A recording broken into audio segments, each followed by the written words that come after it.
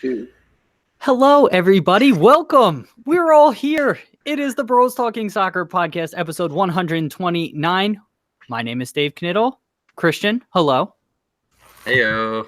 Matthew, hello. Hello. All three of us are here together yet again. We are the three Knittel brothers. We have missed you all, and we're happy to be back here together. If you're joining us live on YouTube or just watching the YouTube video, hello, welcome. Please interact with us as we go along here, or if you're watching in the future, leave comments. Quick reminder. Hey, Dave, can you slide to the left so everyone can see our high school name, please, for a second on your t-shirt? Or to the right. Oh, yeah. That's where we went to high Now, school. Dave, now crisscross. All right. So there you go. I know I was rocking this because we haven't been here in a while, and I wanted to support our high school, a little throwback. Anyways, I've been here since high school. What I've been trying to say is that this is one of the last times you're going to be able to watch us live on YouTube. We have about 15 more days before YouTube is changing up how we record, and so unfortunately, we will no longer be recording live. So get your comments in and enjoy these next 2 weeks. Yes, and subscribe. We'll still subscribe. We'll still be uploading videos and all of that. So the YouTube channel's not going away. Exactly. Unless we're together in person. Maybe Christian and I, little bros touring Iberian Peninsula. We'll do some podcasts. Ooh, this will be fancy. Yes. So I wasn't invited. Yeah, and so Christian, I invited you. Just so after the fact. Hey, well, no, I actually mentioned it to mom and dad, and they were like, "Well, he can't go," but I mean, whatever. Why can't I go? Because you have no time off. Okay, but that's his decision to make. Anyways, all right, we don't need to air out family grievances. I invited him though. I asked them, and they were like, "No, you don't really need to." You asked mom. You asked mom and dad. You didn't ask him. No, I didn't ask them. What I said the same day that I told you, I was like, "Oh, I guess we never really said anything to Matt. I probably should," and then I did. That's not asking him. That's weeks after. I did. What do you mean? No, I asked him that day. That's when I said it to them. But we had been planning it for weeks. What's up, Matt? I may just get fuzzy or disconnect for like 1 minute. I'm going to plug my Ethernet in so I don't go out again. Okay. All right. There's Matt. Sal, thank you for joining us. You're getting a little peek behind the scenes. We're not live for the podcast yet. We are live on YouTube. So, you're getting to see all of this. Yep, we're good, Matt. We can still see you, hear you, and all of that. Christian, anything? Are we all good, guys? Are we ready to start the podcast? Sure. You said good a lot there. Are we good? Because I want us to be good. Are we good? Good. Yo, Christian, are we good? Christian, do you have our trivia question? Okay. All right. Fuck it. Let's go. Welcome to the Bros Talking Soccer Podcast, a podcast where three brothers talk about what's happening in American and European soccer. My name is Dave Knittel, the eldest Knittel brother. I'm here with Christian and Matt, my two brothers, Christian, middle Knittel. Hello, how are you doing? Hello, David. Thanks for introducing me as middle Knittel. It's very nice of you. I have started lifting for the first time in my life, everybody. So you can imagine how my body's feeling. It's thinking, what the fuck are you doing to me? So that's what's going on in my life. Matt, hello. How are you doing? Doing great, David. Thank you for asking. I had a friend from high school visit me this weekend. So that was nice. He was trying to avoid the hurricane that was supposed to hit Louisiana that completely missed New Orleans, and he would have been fine there. But like our parents, his parents were freaking out, telling him he has to get out of New Orleans or else he'll never get out again. But yeah, I think our parents tend to overreact sometimes. I think that's their job, and so yeah. Oh, what do you guys hear that? Oh, we're back, guys! Oh my gosh, I missed you. I had that planned and I completely messed it up. I meant to play that earlier, but I still wanted to circle back. I've missed you guys. So for those not paying attention, we did Women's World Cup podcast, and so we haven't done a regular us three podcast in what, a month and a half, guys? Yeah. So I missed you. That was my sort of loving, it's only been brotherly way of saying that I missed you guys. Christian, do you have our trivia question this week? Yeah, I do. What is it? Okay. So, you wanted to know what it was. Okay. So the trivia question this week is going to be about dribbling. Do you know in last season, which player completed the most dribbles in I guess, per 90 minutes? Let's put it that way. Per 90 minutes. Yeah. I think I saw a graphic with this. I And had Pulisic, that same graphic. yeah, and Pulisic was somewhere around there. He wasn't at the top. I think I sent it to both of you. No, I definitely sent it to you guys. I don't think so. 100%. I sent it to you guys because you actually made a comment. I can go back and verify this. Well, but definitely don't look at it because that's the truth. I definitely didn't send it. Yes, we all agree that I did not send it. Okay, Christian, what do you do now? I'm just going to go right to Matt for Matt's Megs here so he could take it away. Oh, thank you, Christian, for that lovely introduction. Welcome, everyone, to Matt's Megs.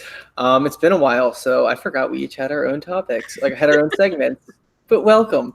All right, so starting back off, we're going to talk about Liverpool and Manchester City, our two favorite clubs.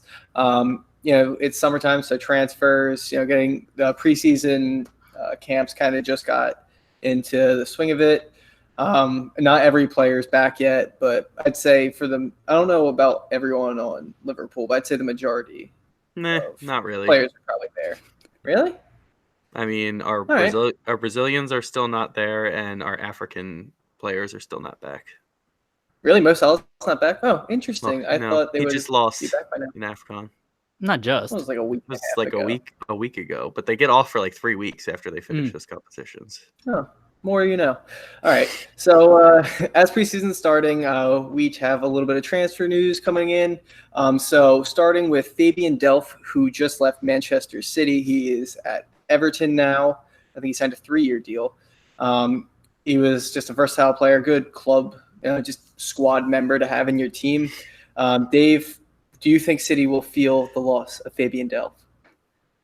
I don't know, to be honest with you. I mean, because he was so versatile. I mean, he played in the middle. He filled in at left back, and I can't say I've been following City's transfer activity too much. So have they replaced him as far as either a squad player or whether it's in the middle? I know that they were going after, what was it, the Atletico Madrid center midfielder? Did they sign him? Okay. Yep.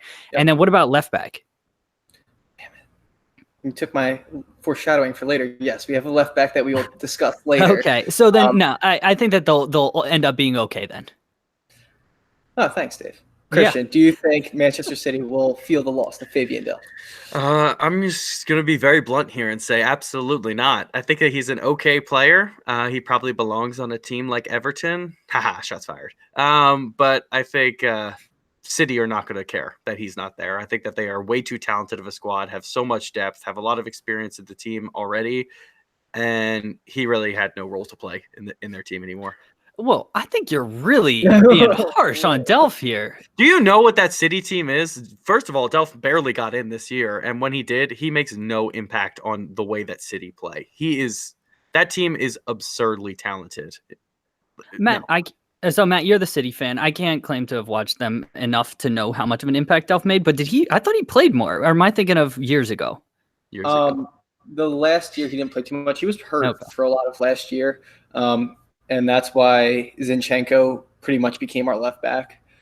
Before, Delph was kind of ahead of him in rotation. Then he got hurt, and Zinchenko kind of solidified his place at that left back position, especially because Mendy's missed the last 2 years. And, Delph and Zinchenko, I feel like they're kind of similar players with kind of just accepting the squad player role at City and, playing out of position and, never really making a fuss of it and just playing really well. I think Fabian Delph was kind of like James Milner for us. And I saw something where they both left at 29 and they're foreshadowing 4 years from now, Everton will win the Champions League. I forget where I saw that on Twitter, but I still think just having a player that he was English. I feel like a lot of players got along with him.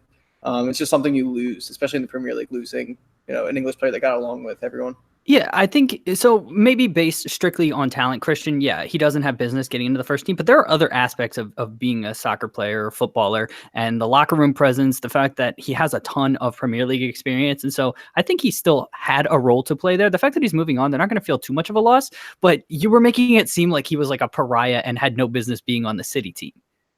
He's not talented enough to be on that roster. Okay, fair enough. Doesn't he start for England sometimes? No, definitely not anymore. He did at the World Cup. All right. Well, we'll agree to disagree. I will say the last thing Well, the last thing I'll say about him is that he handled the situation of going to Manchester City pretty well after the original leaving of Aston Villa, where he was kind of battered and saying he was never going to get time. And he used that. I mean, he got back with the England national team. He went to the World Cup. So just want to congratulate him on that and just handling that situation very well. Good job, Delph. All right. Anything else you guys want to add? Nah, I'm good. Nope. All right. We'll talk about Liverpool now. Christian, who is one player that is either in the squad or that they brought in that you're looking forward to in preseason, just to see, not like a regular player? I think Rhian Brewster is the number one player that I'm excited to see. He is 19 years old. He was the leading goal scorer in the U17 World Cup that England won a couple of years ago, and he had a knee injury, was out all last season, was on the bench for that famous game against Barcelona at Anfield, didn't get in. He has incredible talent, and he is the highest ceiling I've seen of a Liverpool player coming through a youth academy in a very, very long time, so I'm excited to see him play. Okay. Dave, how about you? So I was not prepared for this question, so I'm trying to frantically scramble here. It looks like Harry Wilson. Is that his name, Harry? He's on it. Yeah. Yep, he's on it. Yeah. So he got in today and was playing against Bradford. So I know him. He was at Derby, right? Am I thinking of the right player? Yep. Who was just lashing in free kicks and just so. He had 18 goals in the championship. Yeah, year. I don't know if he's going to get time, but he's someone who I might be interested in and kind of taking this. And tweaking it to what I want to say. I mean, Alex Oxlade-Chamberlain basically missed all of last year, so he's going to kind of be like a new signing. I'm always curious to see how players rebound from like a serious injury. And so if he can be back anywhere near the form that he was in before he got hurt, I mean, that would be a huge boost for Liverpool. So I'm going to take that as kind of a steal. Okay, nice. All right, so I'll say for City, obviously like the big name signing like that we have with what's his name, Rodri, whatever his name is. I didn't follow him too much. Everyone says he's like the perfect replacement. I haven't seen him enough to actually believe it, but all right, we'll save that. That's too big of a name to bring up here. I'm going to say Angelino, the left back we brought in. I think he was at PSV before, but he came through City's academy. We had a buyback clause on him. He played like really well in the Eredivisie. That's the league it's called. That's the Dutch league. Yep, that's 100% correct. So I'm just excited to see him and having a natural left back actually playing left back for Man City. Considering Mendy will eventually get hurt this year. And another one, Felipe Sandler, the center back. He's like a youth player. He's Dutch. Christian's cousin. Yeah, exactly. That guy. A lot of people, I mean, obviously now that Van Dijk is Van Dijk, everyone wants to compare a Dutch center back to him. So he's getting some of those comparisons, but obviously that's a lot of pressure. But I'm just interested to see because we lost Otamendi and company, right? Or did anyone know? Did we sign Otamendi back? I have no clue. Sure. But I mean, company's definitely gone. I thought Otamendi's contract ran up, but maybe not. So I'm interested in that. Christian. In checking the lineup from the match today, Klein was playing right back for Liverpool. Is he still a Liverpool player? Yes, Daniel Klein is. Yeah, he was loaned out for the spring. Why did I think he was transferred? Or did something happen where it fell through? Or was he supposed to be transferred and then like he was loaned somewhere else? Yeah, someone else came in and loaned him last second, and I forget who it was. Cardiff, because Neil Warnock. It was Cardiff. Okay, all right. I mean, he hates Liverpool, so yeah. Okay, all right. That just threw me off, so I needed to clarify that. Matt, thank you for letting me invade Matt's Megs to get that clarification. Hey, you're welcome. All right, anything else you guys want to add? Nah, I'm good. Nope. Okay, I'll say last quick question. Do you have any care in the world for what happens in preseason or no? Like how they play, how they look? I think it matters for the players who are on the fringe who possibly could break in and get on to the bench and make a significant impacts, but such as the younger players. But no, I don't think that the results matter. It's the performance of the people actually on the field instead of what happens in the game. Yeah, and just to add a little bit more clarity, I mean, Klopp's been there for how long is it now? 4 years or something like that. Yep, if he was if he was a new manager, maybe I might put a little bit more stock into it. But the fact that he's been there, he's got the players, he's got the system, and it's all sort of moving in the right direction. I don't put too much stock into what's happening preseason. So what about you, Matt? I'll answer that in a second. Who does Liverpool open up with? Tranmere, right? What? That's who it No, is. not in preseason. Real. Who do they real end? soccer. Who do they start? Norwich at home on that Okay. Friday. It's the Doesn't Friday City opener. have somebody like really big opening weekend? Yes, they do. I think they play Tottenham for some reason. That might be wrong, but All right, I I'm think they looking. I'm do. looking this up while you guys. I think they're playing one of the big six. You play West that's Ham. the reason- West Ham. West Ham, Yeah, and then you have it's- Tottenham second. Tottenham second. Okay, that's what it is. So I still think like you should have developed some sort of like a winning culture and like in the preseason, I guess, especially with how quick the season just kind of creeps up on you. I don't know if it matters too much. It's just kind of what I would want. I mean, Liverpool and City technically kick things off in the Community Shield, so maybe that's what you were thinking of, Matt, on August 4th. No. Sure. Yeah. Okay, I was trying to save you there, unless you consider West Ham to be a major team. Do you guys know when Liverpool play Chelsea Yeah. in the European Super Cup or UEFA Super Cup, whatever it is? No, I like how this is just becoming us asking each other when matches No, are it's us happening. just asking aimlessly and then Dave actually doing something about it. Yeah. So that's what I'm like. Right now. It's August 14th. So Okay, Liverpool's so it's got in an interest. Yeah, they have a lot of games early on. Yeah, interesting. So yeah, Liverpool's got a lot early. All right. Well, now everyone knows. All right, Yes. Dave. Do you have anything else to add in this segment? No. Okay. Well, okay. Well, I was just going to give a plug. We completely forgot about this, but we have some interesting, exciting things happening with Bros Talking Soccer. So we have t-shirts going on sale tomorrow. So if you're watching this video on July 15th or potentially listening to the podcast when it comes out on July 15th, they will be out the 16th. So the vast majority of people watching and or listening, we will have t-shirts out for sale. There are Bros Talking Soccer logo. If you're watching the video, the logo looks kind of like this. Ooh. And you can get it in black, red, charcoal, and blue, and those are the shirt colors. $20 for regular tees, V-cut tees, and then women's slim fit, and then we have $25 for a higher quality tri-blend. So unfortunately costs a little bit more money, so we have to charge a little bit more, but $2 from every shirt sold will go to One Goal United, a charity doing philanthropic things in the soccer world over our 3-week sale period. So support us and support them. We have costs associated with producing the show, equipment and all of that, hosting fees and all of that. And so we would love it if you guys supported us on that. And then we're also going to do a Buy Me a Coffee thing. And we talk about that in the interview a little bit later. And so I'll talk more about that in maybe later on. But Christian, you had something you wanted to say. No. Before I jumped in here. No? Nope. Okay, so I should have mentioned all of that earlier in the podcast, so apologies that I'm just invading Matt's Megs with that now, but hopefully you like it, and you can go to brostalkingsoccer.com to find the shirts, and we'll also put the link in the podcast description and video description, podcast show notes. God, I get that wrong every time. Nothing has changed. All right, Matt, back over to you for anything you want to wrap up. Okay, Otamendi's on contract for another year. I know you all were very concerned. I was so worried. He has a job still. Okay. Now that's going to conclude Matt's Megs. Thanks for listening. Listen to a little bit of music, and we'll be right back. With an interview with Noob. Who was our Quick Kick Picks champion in June. Excellent work, Matt. Great transition. We'll talk to you soon. I was just going to follow what you were saying. All right, everybody. That was fantastic, Matt. Just great job. Just knocked it out of the park.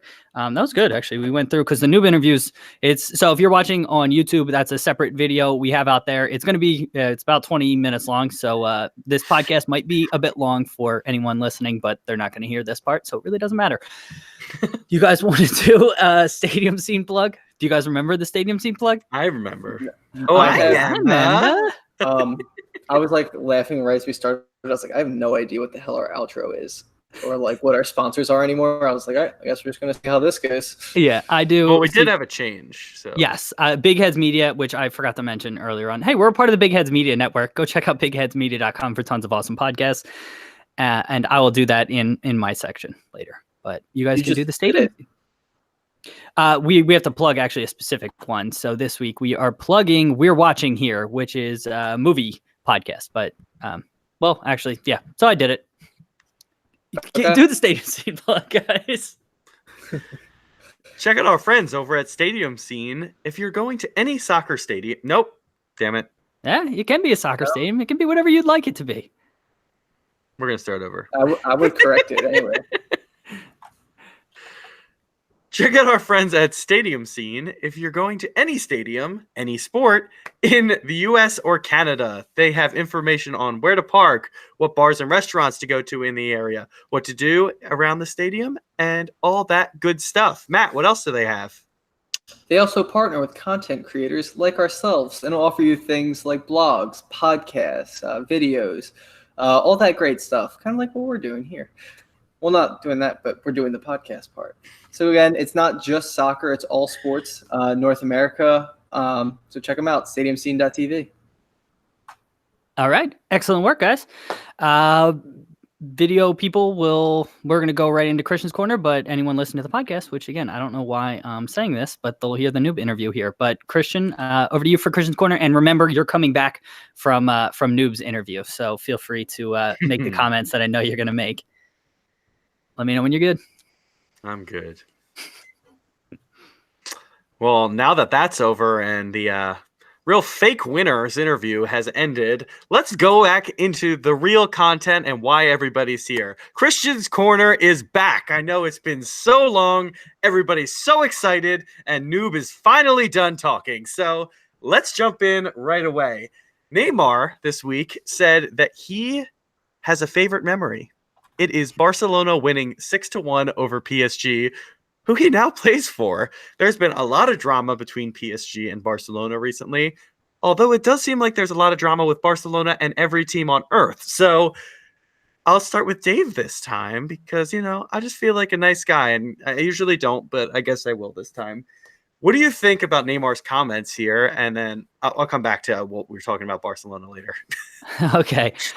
I mean, on the surface, I don't have too much of a problem with this if he wasn't doing all of the other stuff that he is doing, right? And so the fact that, he was late reporting to camp with PSG, the fact that he seems to be trying to push a move away from PSG. And at the end of the day, we want athletes to be honest. But if they don't say the things we want them to say, there's just media outrage. So at the core, I don't really have a big problem with this, but I understand why fans are getting upset, and I understand why this is a big deal. And he probably just should have kept his mouth shut and shouldn't have said this. Matt, what do you think of Neymar's comments?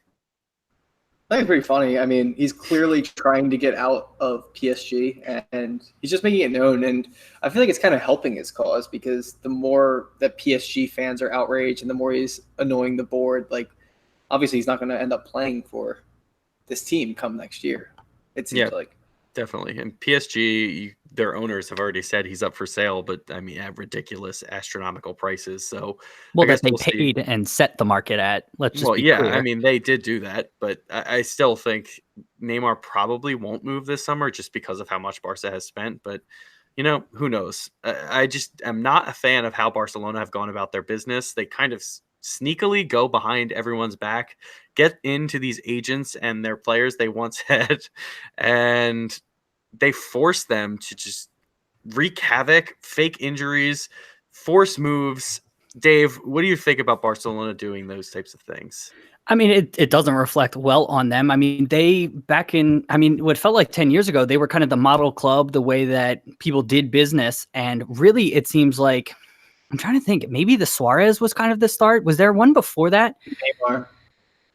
Neymar? Yeah, but Neymar was not really kind of backroom dealings. The Suarez thing was dirty because they were really pushing him to kind of do these antics and sit out at training and all of that. And so I don't know, maybe there's a situation before it then, but I want to say I read about this and there was something that happened with the board and there was a new director or president, and that kind of led to all of this. And so it's disappointing to see because again, they used to be held up as the flagship club, the club that everybody aspired to be like. They had kids coming through their academy. They had this dominating style. And really over the last probably 5 to 10 years, I mean, it's really been tarnished. So it's disappointing.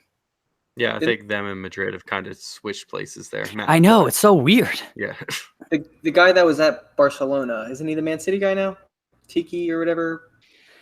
Yeah, but he wasn't the president. Exactly. Yeah, I'm thinking of somebody else. It was Bartomeu, or is he the current one? And it was a different one. I'll try to get the names correct, but I think he's the current one. Yeah, there were definitely ones before that a lot of people are calling for former presidents to come back in. Even their own fans aren't really happy with the way that the club is being run now. Matt, do you have any comments on how Barcelona's running their team right now? So I feel like there's been problems like every year, even with their own players. Like Dani Alves said he was always like a scapegoat at Barcelona. And he says he's just always on. He said the board treats Brazilians unfairly or something like that. And I know Messi's had that one summer where he almost went to Arsenal allegedly, where he had even he had his own like run in with the board. But so like it doesn't surprise me, but I mean I feel like they know what they're doing. I guess. I mean, they are signing a lot of big name players. So I just think that the way they're going about it is really tarnishing the way that their business is being done and tarnishing what is a really, really huge model club at one time. Now is just has a horrible reputation. Dave, go ahead. Yeah, so the two presidents, so Sandro Rosell took over in June of 2010, and then Bartomeu is the current president. So I think those two are kind of the two that I was thinking of. Christian, I know you're kind of still tangentially a Barca fan. What do you think about them?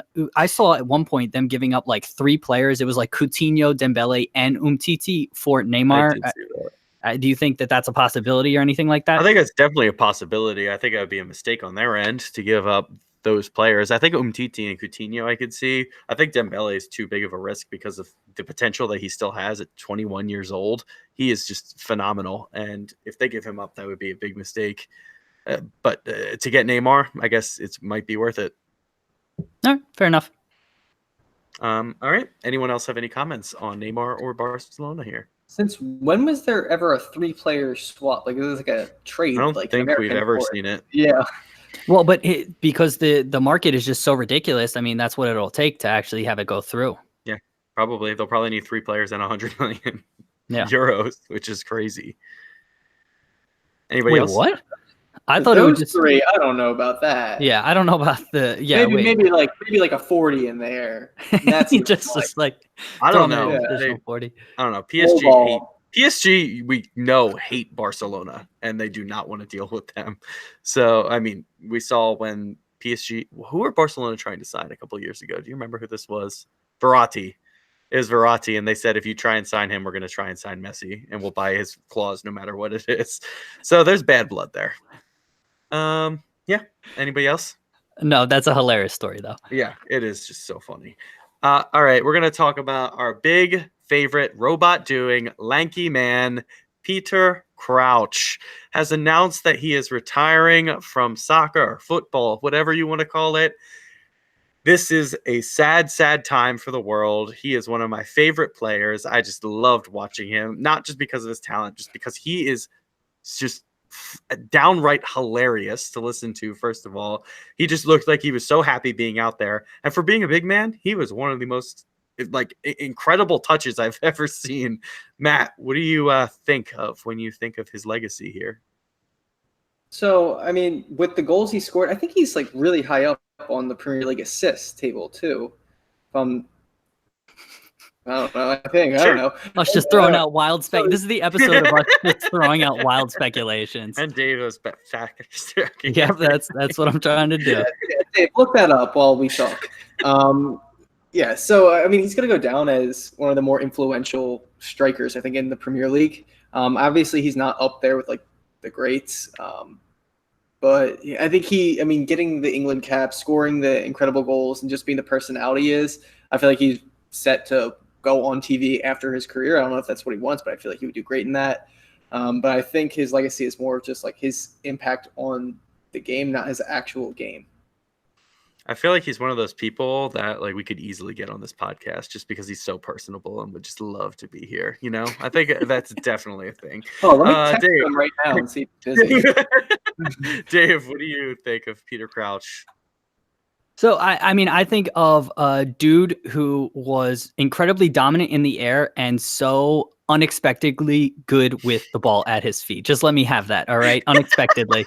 It was just so crazy how good his touch was for someone that big, and you just expect them to be clumsy, and he just wasn't. And that's always what I think of. And I think Matt's spot on. I don't think we're going to lose him from being in the media. If anything, we're going to get him more. I think he's already started like his own podcast or maybe his own podcasting company. And so I think we're still going to get plenty of Peter Crouch. So I'm excited to hear that. Yeah, also, He's not on the top 10 list of assists in the Premier League. So I will try to find another source here, Matt. The top 5.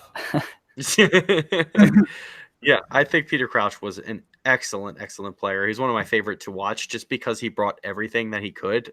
In the air, obviously, he was dominant being 6'7", but his touch was always just such a surprise. He scored a couple of bicycle kicks. He scored that incredible goal against Manchester City, just bringing that ball out of the air in full volley.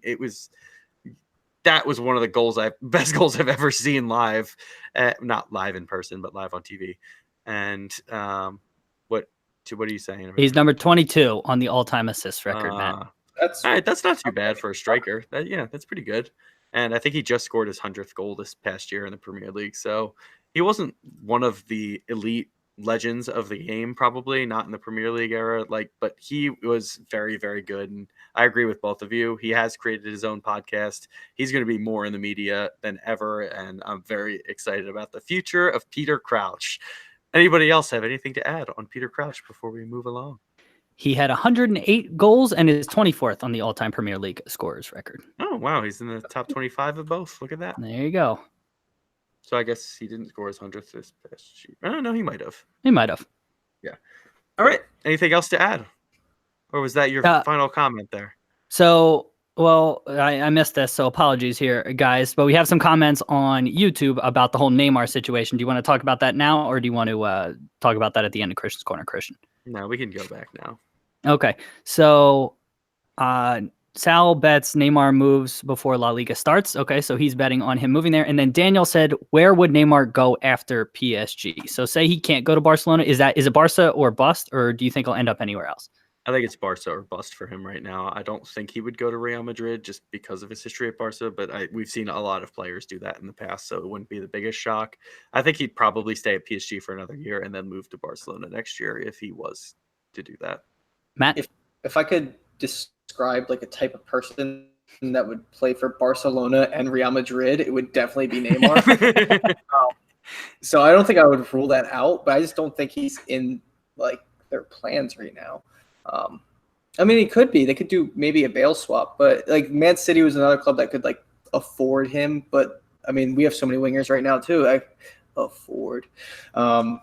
But yeah, I don't think there's too many clubs out there like other than Real Madrid that could potentially sign him. So I feel like he would go there.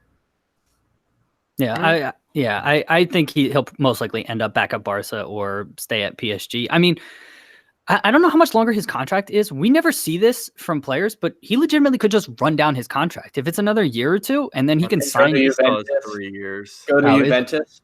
Yeah, he could bully Juventus. But no, in actuality, I saw someone making this argument that more soccer players should do what NBA players do, and they just let their contracts run down, and then they really have the power. And who was it? I think it was Sanchez, but it may have been somebody else or it might have been Ramsey, because the team didn't have to pay a transfer fee. They can get more in salary because of that. Now it throws off your wage structure, and it's a very dangerous game to play if you're doing that. But theoretically, that might be a smart business move for him. Unfortunately, I don't know. You said he's got 3 more years, so I don't see that playing out. But something for players to consider.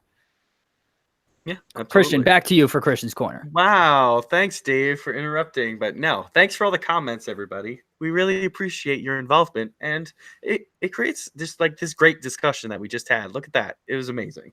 So my final topic here is going to be about Alisson, the goalkeeper for Brazil and Liverpool. Do you guys believe that he is a true contender for Ballon d'Or this year? I think Van Dijk and Messi have been the clear favorites so far, just based off of their performances for club and country. But Alisson has now won the Golden Glove in 3 separate competitions, and he's the first goalkeeper to ever do that in a single calendar year, which is very impressive in its own right. But I don't know if we can actually throw him in there just because Van Dijk and Messi have done what they did this year. Dave, I'll go to you first. What do you think? I mean, I think you make good points, and he has a legit shout to be in the discussion. But in the modern game, I can't see anyone other than a forward or a dominant defender like Van Dijk winning the award. I mean, people are throwing around Mane's name. I mean, if Senegal win the Cup of Nations, I mean, that's another shout. I ultimately think Messi is still the best player on the planet, and he should get the award. But for the season that Van Dijk had, again, I would probably give him the edge over Alisson. But he does have a legit argument to be in the conversation. Yeah, I absolutely agree. Matt, go ahead.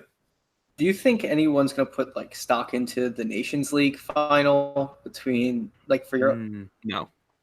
I don't think it's a big competition that people are going to be like compared to the other tournaments that happened this year. That is probably the least important. If Van Dijk would have won, I think it would have been another feather in his cap. The fact that he lost, I don't think it'll count too much against him. But if Messi and Van Dijk were like neck and neck, and Van Dijk won the whatever the hell it was called, what was the final? Nations League. Is that okay? Is that what it was called? Final, yeah, Nations League final. And Messi went out when he did. I mean, you might have a bigger argument there, but yeah, I don't think it'll weigh too much, Matt. So is Ronaldo just completely out of the discussion? I'm pretty sure. He is for me, but who knows? I mean, he went out in the quarterfinals of the Champions League. Yeah, he won the Nations League, but again, I don't think much stock. He went out in the semis. Are you sure? Yeah, they lost to Ajax in the semis. City lost to Ajax, City lost to Tottenham. And then Tottenham. Wait, what the hell happened in the Champions League? No, they lost in the round of 8. Yeah, quarterfinal. Yeah, they did. You're right. Thank you. Wow. Because they lost to Blacked Spurs. What happened? Yeah, you're right. Yeah. Yeah, so they went out pretty early. Yes, Ronaldo was one of the top scorers. I think he finished second, right? In Serie A. I mean, they won Serie A. Look this up while we're No, I'm pretty sure he finished second. But I mean, he obviously had a very, very good year, but it wasn't his elite status that he's had in the past. He didn't deliver the most important trophy that they were looking for, and I know that's unfair to say, but they won one trophy with Juventus this year, and he won one with Portugal. He should be in the discussion, but I don't think he's one of the top contenders. Anybody disagree with me there, or what do we think, Matt? No, I agree with you. Ronaldo finished 4th in scoring in Serie A. Okay, wow, okay. That was lower than I thought. No problem, guys. That's what I'm here for. You guys can just do the podcast. I'll just be the fact checker, producer. Yeah, we're just going to make up random facts and see if you check them. Cool. All right, so, yeah, in my opinion, I think Alisson should be in the discussions. I think having that record is insane. Having 3 Golden Gloves won in this year in Copa America, the Premier League, and the Champions League, which are 3 of the biggest tournaments in the world, is nothing to scoff at, and he probably was the best goalkeeper in the world this past year. He's definitely in the top 3 at this point. I think that price tag was just up in question at the beginning of the season. People are thinking, okay, 75 million for a goalkeeper, that's ridiculous. I can't believe Liverpool would pay that, but it has paid dividends. So I definitely think that he is in the discussion. He's probably like 5th in voting right now, in my opinion, probably, but definitely he deserves to be there.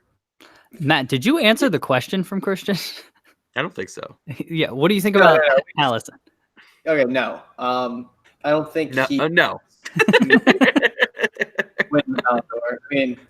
I mean, he might be in the top 20. I mean, maybe some people might give him some votes. You know how it's voting. Okay. Like Neuer finished in the top 3. Okay, but Neuer was like the biggest thing in the media for years and years as being the best goalie before he got there and had to win a World Cup. So that was, I feel like, the main reason he was there. And he was like revolutionary with how good he was with his feet, while still being maybe the best shot stopper at the same time. So I think it's different. And I think if he Van Dijk is clearly the best and they're on the same team, like the better option of the 2. So do you think that Messi is still the favorite to win it this year? No, Van Dijk. You think Van Dijk is the favorite to win the Ballon d'Or this year? Okay. Yeah. Dave, would you agree with that? I think from a voter's perspective, he might get the slight edge. For me, at the end of the day, it's supposed to be about best player. And so for me, Messi is still the best player. So I think he should win it. But I could see voters giving Van Dijk the slight edge. Yeah, I still think Messi's probably the favorite. He still contributed 70 goals to Barcelona's season this past year, which is ridiculous. I mean, that's okay. I mean, whatever. But I agree that Van Dijk took Liverpool to an incredibly new level with 25 more points in the league scored, and they won the Champions League and beat Messi in the process. So I think that will be in the discussion, but Messi probably is still the favorite just based off performance, in my opinion. Matt, what were you saying? I was going to say something stupid. I'm ready. No, you're not going to say it? No. just move on. All right, The we're gonna moment's move on. bad. Well, that's it. So if you have anything else to add, this is your chance, Matt. No, I'm No, good. thanks. Well, Dave, I didn't ask you. All right, so we're done here. Thanks for stopping by Christian's Corner. We're going to come back with Dave's Dives right after this, and I'll be back with our trivia answer at the very end. Dave's domestic dive wasn't That's what even. You it's said kinda- Dave's dives, so you added an S and you I forgot like that. domestic. It's fine. Oh, I haven't done this in years. it Dave feels like. dives. Yeah. Hello, guys. Dave Dives. Andrew is here. Hello, Andrew. Whoa, I gave you your full name. Drew, what's up, Drew? Virgil should win. Sal says Virgil should win, but after last time Messi getting fourth, it'll be corrected this year with him winning. And Drew is saying Alisson should get it. So interesting. Should win. We will see. Wow. Okay. Yeah, so if you're watching live on YouTube, go check out bigheadsmedia.com. I forgot to plug them earlier. So go check out bigheadsmedia.com for tons of podcasts. Specifically, the one we're plugging on the podcast is We're Watching Here, which is a podcast about movies. So if you're into movies, go check them out. Guys, you ready for, I don't know why that's still going. You guys ready for Dave's domestic dive? You into movies though? I love movies. I just go all the time. They have these new recliner chairs that they have electronic buttons and then they sit back and it's super comfortable. You guys should check it out sometime. Yeah, every The new place has recliner those. chairs. You know, that has existed for the past 10 years. Yeah. Yeah, I get out a lot, guys. I leave the apartment, especially when Kristen hasn't been here in 2 weeks, just a ton, Welcome to Dave's Domestic Dive. I missed you guys. I'm excited to have this segment back. And we're gonna talk about some things happening in U.S. soccer, or definitely CONCACAF region. So first up, CONCACAF announced their World Cup qualifying campaign, or whatever the heck you want to call it. What World Cup qualifying strategy? I don't know what the right way to say this is, but how teams will qualify for the 2022 World Cup out of CONCACAF. And so what's happening now is that I think next year at some point, the top 6 teams in the region based on FIFA rankings will automatically go into the Hex. And so previously what used to happen in CONCACAF is that teams would start kind of like around this time, they would go through qualifying and all teams would be involved in multiple different tournaments as it went along. And so the US would generally be involved. Christian, mute or do something to stop playing with the mic. I wasn't playing with the mic. I was typing. Okay, well, whatever you're doing, it was loud and it was distracting, but we're good now. Fuck you, Drew, because you messaged me. Okay. So it used to happen where the U.S. used to be involved and they would go through multiple levels of qualifying. And what's happening now is most likely Mexico, the United States will be automatically entered into the Hex, which used to be the last round of qualifying. And so it's going to be 6 teams involved in that. That's why it's called the Hex. They'll play home and away. The top 3 teams will automatically go to the World Cup. The 4th place team from that will face the winner of almost like a 25 team tournament that's taking place between teams 7 through 35, which are the remaining teams in CONCACAF. And so the winner of that tournament will play the winner of the 4th place team of the Hex for a place to go and play off against another team. Guys, this is absolutely ridiculous. My goodness. Yes, I know. Christian, what do you think about CONCACAF just making this so complicated? Well, I want to first say thanks for having me on Dave's Dives. And second, I just really love the way that you explained it because I think everyone's more confused than I used to. I stopped listening after like the 3rd number. I heard so do you guys know what's happening? I know what's happening. This is just ridiculous, though. I felt like the Hex was fine as it was. I know it's exclusive, I guess, but teams have the ability to try and qualify for the Hex. And if you don't make it, you don't. And there are only really 2 teams. I guess there's 3 teams that have ever really made a run at a World Cup now, made it to at least the quarterfinals from CONCACAF. So I feel like a lot of those lower level teams, they are getting better. CONCACAF is improving, and I think more teams should have the opportunity, but I do not think this is the way that it should be done. Matt, do you understand what's happening here, or do you have thoughts on this? I mean, it seems like it's good for us because we would play less qualifying matches, right? Kind of. So I'll explain the logic behind this, but I mean, what do you think about, us playing less qualifying matches, the remaining teams, say Canada finishes 7th. I mean, they then have to go through this gauntlet of a tournament to even get a shot at a playoff. Whereas, by that point, I mean, they have a lot of exciting things happening with their roster. They might have had a chance to finish 3rd in the Hex, but that's just kind of the logic and the thought. What do you think about that? I mean, it's unfortunate, I guess, but for me, it makes just sense to put Mexico and United States, just kind of have them in their spots, because that's just kind of how it goes. The U.S. failed to qualify for the last World Cup. How in the world does it make sense? Like, I disagree on that front. I think all of the teams should earn their spot in the World Cup. Does it go by ranking, or how you? It's FIFA ranking. World Cup, or okay. FIFA ranking, which I mean, the Gold Cup is factored into that. I feel like it should matter, like how you do in your own, federation. Much like a qualification tournament that involves everybody. For qualifying, you know what I mean? Like, they should just factor in like how you play against CONCACAF. I mean, so the logic behind this is that teams like Curacao or some of the smaller nations, Curacao is probably a bad example because they're actually really starting to do well. But in the past, teams like Curacao or like Martinique or something like that would be eliminated like right now. And then they wouldn't have competitive games for another 4 years, 3. Right? Yeah, exactly. For like until there was a Gold Cup, if they even qualified for that, and or the next World Cup qualifiers came around, and they would have like 1 or 2 matches, and then they would go away. What this is trying to do is give those smaller nations more opportunities and more competitive games.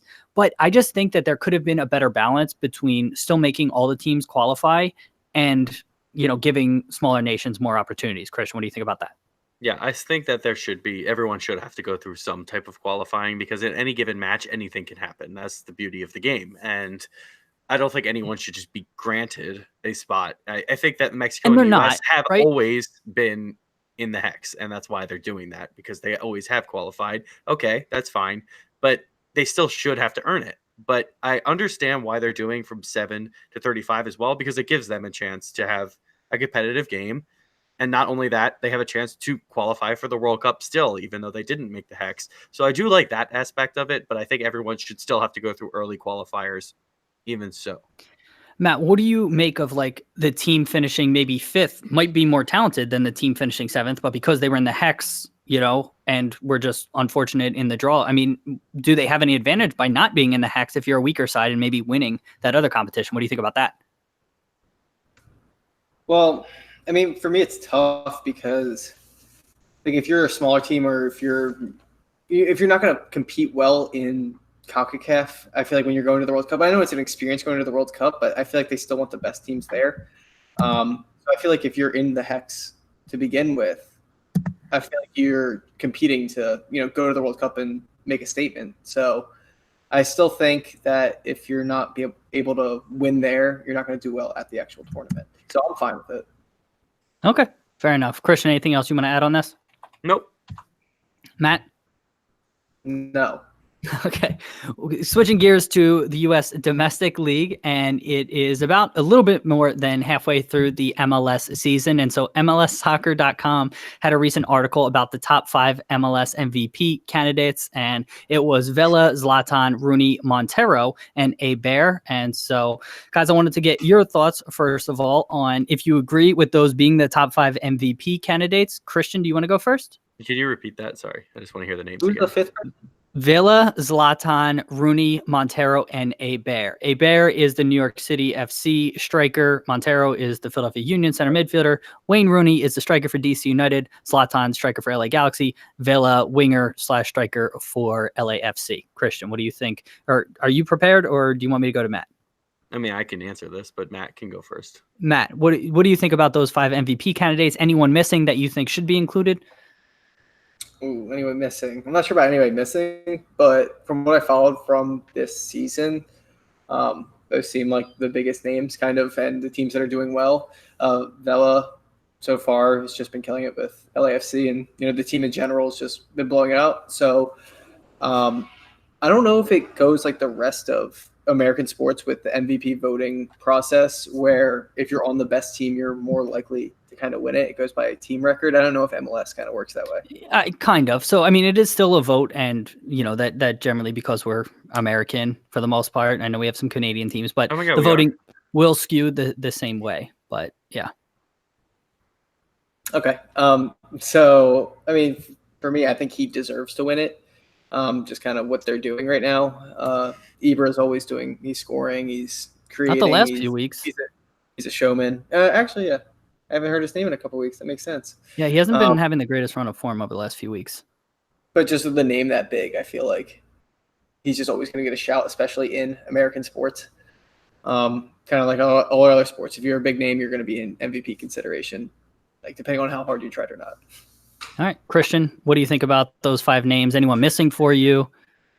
I don't know why they added those other 4 because it's a pretty much lock at this point. Carlos Vela is going to win. I actually like all 5 of these shouts. I think they probably are the top 5 people in the league at this point, and just on the season, those are probably the top 5 teams, I'd say, in MLS right now. I mean, that's arguably, but I think they're 5 of the top 7 teams in the league, and these are the star players for each team. So I think all of them make sense to me. I'm not surprised to see it's 4 strikers in there and 1 center midfielder. Yeah, there's nothing really else, in my opinion, to add except Carlos Vela is going to win this award unless he gets injured this week, at which point he still might win it because he's been that dominant. Yeah, so I'm in agreement with you. I do want to give Montero a shout. So we're Union fans, and I think he has been so critical and such an amazing signing for the Union. I mean, he's all action. The fact that you can play him the ball under pressure doesn't even have to be a good ball, and he'll just settle it. He'll beat his man. He's been so impressive, and I'm happy that he's getting recognized. I do have a slight issue with Bear. He's been relatively good for NYCFC, but I think Maxi Morales, who's been there the entire season and I think had a bigger impact, I think he could get the shout ahead of Bear on that team. Rooney, again, I think DC is towards the top of the table, but I'm really struggling with anyone out of the East, and Zlatan and LA are kind of sliding back a little bit. I think Seattle, by the end of the season, if they're kind of pushing LAFC and towards the top of the Western Conference, maybe you could go with Lodero, or I really like Rui Diaz. The fact that he missed so much time because of the Copa America will probably work against him, but I think I'm in agreement with at least 4 of these, and then, Morales over Bear. Last quick point here. What would Vela have to do for this to be the single greatest MLS season ever? Christian, any thoughts on this, or do you want me to go first? Because I have something in mind. Specifically? Of any player in MLS history. So if it helps set context, Giovinco in 2015 had 22 goals and 16 assists for 38 combined goals. That's widely considered. I was literally going to say 40. So, yeah, if he had 40 combined goals between goals and assists, which he is on pace for probably at this point, that will be considered the best. And if he wins MLS Cup, obviously. Yeah, and even if they win the Supporter Shield, Giovinco on that team, I want to say Toronto finished like 5th or 6th that year. So they weren't even that dominant. The fact that he's doing this against arguably the league talent level has gotten better, and just the fact that they're going to, in all likelihood, LAFC is going to set records, I think that would... I'm in agreement. Even if he approaches, even if he ties Giovinco, I still think it's more impressive. So if he gets 38, I would consider it the same. Matt, anything you have to add on this? I think I would agree with that. I mean, you still have to win the championship, MLS Cup, sorry. But, I mean, that's just kind of how we view sports. If you don't have the championship at the end, you can't really say you have, the single greatest season. And if we're talking about accolades like that. So, well, I mean, Giovinco's team wasn't. They won the next year, right? No, I think they won 2 years later, right? 2017, because they lost in the final against Seattle in 2016, if I recall correctly, at home. But yeah, so this was 2015 when they were eliminated from the playoffs. So what if they just win Supporter Shield, don't win MLS Cup, Matt? Is that still enough for you if he ties Giovinco there? I mean, it's hard for me, I feel like you have to win more than the person before you. So I feel like winning the MLS Cup would kind of solidify. But he still would have won more than Giovinco that year. Yeah, but if you just have one award, I feel like you have to. You're saying the greatest ever. Okay, so then who's the greatest ever then?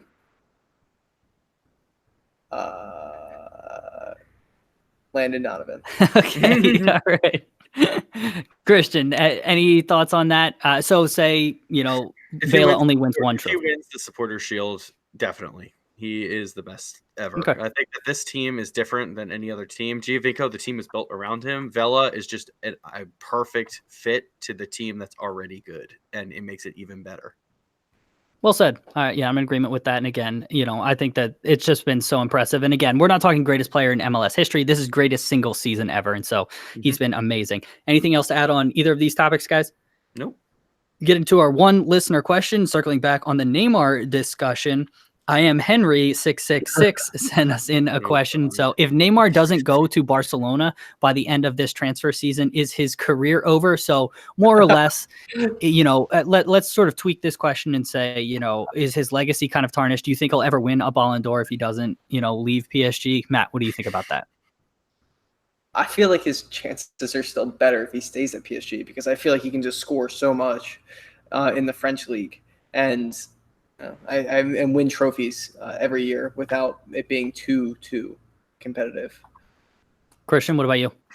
I think that he has no chance to win the Ballon d'Or if he doesn't leave PSG. I think that he will be in Messi's shadow probably for another year or two, but after that, he will be the star. And I know Griezmann's there now at Barcelona, but if he was to go back to Barcelona, that team is ridiculous in their attack, and they are going to be able to just score goals for fun the way that PSG can in Ligue 1, in a more competitive league that is seen on a higher scale when they are voting for the Ballon d'Or. So if he's able to score those types of numbers on a team that's that good in a better league, I think that's better for his chances, and he'll have a higher chance to win the Champions League if he's on that team.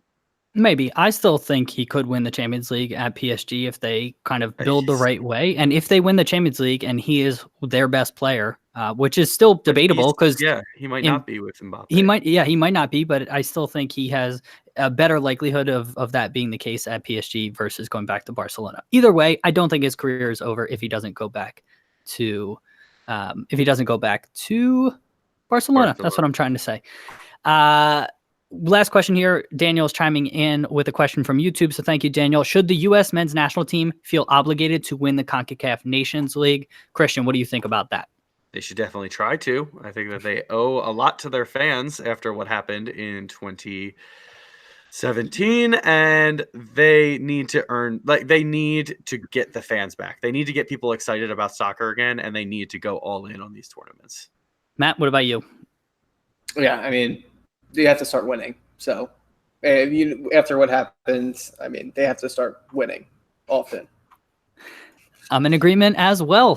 So Daniel, thank you for that question. And I am excited about the U.S. men's national team's future. I think we have a lot of young players coming through. And so I am excited. I think, we're right on the cusp of sort of turning things around. And I just hope it's sooner rather than later. Christian, what is our trivia question? 2026. I'm feeling good. Everyone will be in their prime then. So our trivia question this week. That's what you asked about. All right. So it was, which player in, I'll say, the top European leagues had the most dribbles completed per 90 minutes? Matt, I'll go to you first. Per 90. Was it? Yeah, I know. When you said it the second time, it got me. I feel like it's somebody that didn't get that much playing time. Was it Sancho? Good guess, but I think he was he's top 10, but he was not. Yeah. I think Pulisic was like third or something like that. Neymar, I think it might have been Neymar. I can't remember exactly. But was it Neymar? Neymar was sixth. Pulisic was fifth. Ribéry was fourth. Messi was third. Hazard was second. Kingsley Coman was the number one. Yeah, you didn't know it, so that was a good comment there. But yeah, that was our trivia question this week. Thanks for playing, everybody. Hopefully you did better than these two idiots over here. These two chuckos. Yeah, hope you did as well. Reminder, everybody, we have t-shirts for sale. We would appreciate your support. And also we're starting up that buy us a coffee. And so what that is, I didn't do a good job of explaining this earlier, but I think we're going to enable this. I haven't figured out exactly how it works, but we're going to enable you to give like a $3 donation or tip, I think is what it's called. and you can buy us a cup of coffee, quote unquote. And so that goes to really anything supporting the show. And so you could buy us 1 cup of coffee. You could buy us 10 cups of coffee if you like what we're doing here. And no commitment. You don't have to sign up. It's not like a monthly thing. We consider doing Patreon and, trying to give you guys additional content or things like that. We ultimately just wanted to put out all of our content, keep it high quality. And, the more support we get, the more we can do and the better it'll be. And so that was kind of the logic behind it. Still figuring out logistics, and look for our Twitter and, probably Twitter for announcements, and check out our website, and hopefully we can get that implemented soon. But I wanted to remind people about that. If you liked what you heard here, please consider leaving us a review on iTunes. 5 stars and written reviews help us out so much, and we would greatly appreciate it. Christian, can you tell people about our Slack channel? I would love to. So join us over at Slack. It is an instant message thread, pretty much, where you have a bunch of different channels. So in there, you could talk to, I think we have close to 40 people in there now, probably about. And we talk about any soccer topic that you could think of. We got the top 5 European leagues. We got international soccer. We got the World Cup ones. We've got transfer rumors now that we are in that type of season. Silly season. And there's much more. You got the general category where you can talk about anything that's going on in your life if you would like. So if you want to join that, please email us at bros.talking.soccer@gmail.com or tweet at us at BTSoccerPod, and we'll get you involved. It is a really fun time in there, and we're looking for more people to get it going. Absolutely. Make sure to follow us at BTSoccerPod as well. Matt, can you tell people about our website? Our website is www.brostalkingsoccer.com. There you can find past episodes. You can read about us. We have a little information about us and just our past lives that I'm sure you have no idea. Our past lives. Yeah, our past lives. We have new lives now. We believe in reincarnation. Yeah. So there's also a store link there where you can find our merch, and there's also an Amazon store link where no additional charge to you. You just go do your normal Amazon shopping through there, and we just get a small percentage. Really help support the show. Yep, and no additional cost to you. So check that out. Yeah, listeners, we appreciate you being here. Christian, any final words? I just love being back. It was the most fun time of my life. Matthew, final words? No final words, just thumbs up. Matt, it's a podcast. It's audio form. So, maybe they should be watching the video, Dave. They get extra content out here. All right, listeners, we thank you so much. Everyone who has joined us live on YouTube, thank you guys. We appreciate you. And we'll be back. We have 2 interview episodes this week. I recorded one earlier today with Tom Sweezy from the MLS Aces podcast. And then we're going to be doing one with the guys from Rooster and the Devil. So look for them on Wednesday and Friday. Have a great week, and we'll talk to you soon. Say, everybody. And the YouTube people. So Daniel, Sal, Drew, thank you guys so much for being here. We always appreciate you interacting with us. And, we're definitely going to miss these live interactions. It's going to suck in 2 weeks when we got to go over to, in all likelihood, Skype and record on there, and then we'll just upload. But hopefully you guys still, enjoy our content. We can still tweet out what topics we're going to do before, and people could tweet at us during the show. You should we're doing and ask questions. You should fly us out to Cali every week. Yeah. Or you guys can just move here. That's an option. No. Let's meet in the middle. Let's go about Texas. All right, everybody. You don't have to be here for this. We'll see you.